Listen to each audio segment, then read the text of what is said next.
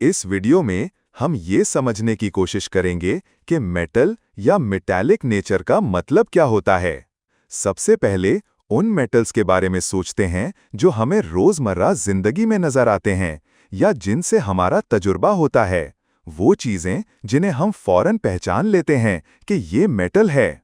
ऐसे एलिमेंट्स जो हमें फौरन मेटल लगते हैं वो हैं आयरन, लोहा, निकल, कॉपर, सिल्वर, गोल्ड, एल्यूमिनियम। कम मेरे लिए यही वो चीजें हैं जो फौरन जहन में आती हैं कि हाँ, ये मेटल्स हैं।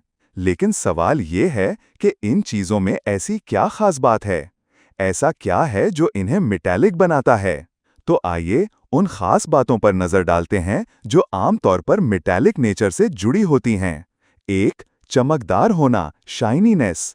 मेटल्स आमतौर पर चमकदार होते हैं। जब रोशनी उन पर पड़ती है तो वो एक खास किस्म की चमक देते हैं। इसी वजह से हम उन्हें मेटालिक कहते हैं। ये एक इस्तिलाह भी है और एक खास अपीयरेंस भी। दो, डेंसिटी। मेटल्स अक्सर भारी होते हैं। अगर आप मेटल का कोई ब्लॉक उठाकर पानी में डालें तो वो आमतौर पर डूब जाता है, तैरता नहीं। तीन, हाई मेल्टिंग पॉइंट। ज्यादातर मेटल्स कमरे के दर्जा हरारत पर सॉलिड होते हैं, यानी इनका मेल्टिंग पॉइंट काफी ज्यादा होता है। एक इस्तिस्ना है, मर्क्यूरी, पारा। ये वाहिद मेटल है जो कमरे के दर्जा हरारत पर लिक्विड होता है, लेकिन ये भी चमकदार होता है। चार, मैलिएबिलिटी, चिपकने ढलने की सलाहियत। मेटल्स को मोड़ा जा सकता है, उनकी शक्ल बदली जा सकती है। मिसाल के तौर पर एल्यूमिनियम फॉयल को आप हाथों से मोड़ सकते हैं, ये टूटता नहीं। इसी तरह आयरन, अगरचे इसे मोड़ने के लिए ज्यादा ताकत लगती है, लेकिन इसे शेप दिया जा सकता है। गोल्ड, सिल्वर, कॉपर जैसे मेटल्स को हम जेवरात बनाने में भी इस्तेमाल करते हैं, क्योंकि ये आसानी से मोल्ड हो जाते हैं।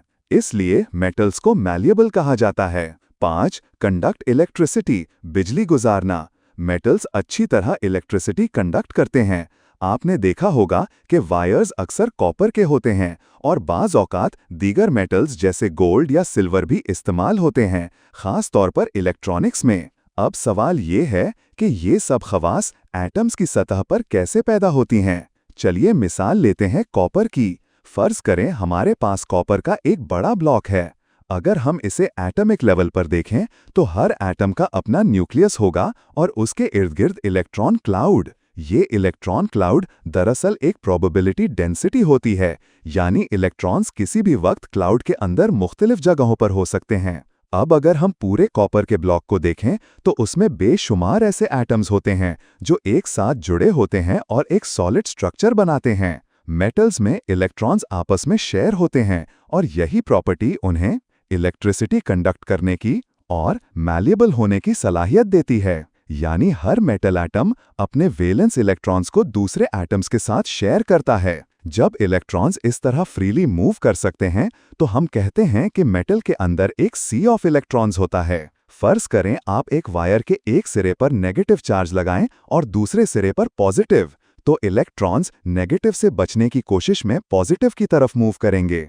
और चूंकि वो लूजली बाउंड होते हैं, इसलिए वो एक एटम से दूसरे एटम की क्लाउड में फ्रीली ट्रैवल कर सकते हैं। यही इलेक्ट्रॉन फ्लो हमें इलेक्ट्रिक करंट देता है। मैलिएबिलिटी की वजह भी यही है। जब आप किसी मेटल पर दबाव डालते हैं, एक तरफ से पुश करते हैं और दूसरी तरफ से भी, तो मेटल्स इस दबाव को सह लेते हैं। वो क्रैक नहीं करते, बल्कि शेप चेंज कर लेते हैं। क्योंकि सी ऑफ इलेक्ट्रॉन्स उन्हें फ्लेक्सिबिलिटी देता है, बॉन्ड नहीं टूटता। लिहाजा मेटालिक नेचर की असल वजह यह है कि मेटल एटम्स अपने इलेक्ट्रॉन्स को आसानी से शेयर करते हैं और मिलकर एक सी ऑफ इलेक्ट्रॉन्स बनाते हैं। अब आप वीडियो को पॉज करें और सोचें, पीरियोडिक टेबल में कौन से एलिमेंट्स ज्यादा इम्कान रखते हैं कि वो अपने इलेक्ट्रॉन्स को इस तरह शेयर करें? कौन से एलिमेंट्स मेटालिक बिहेवियर जाहिर करते हैं?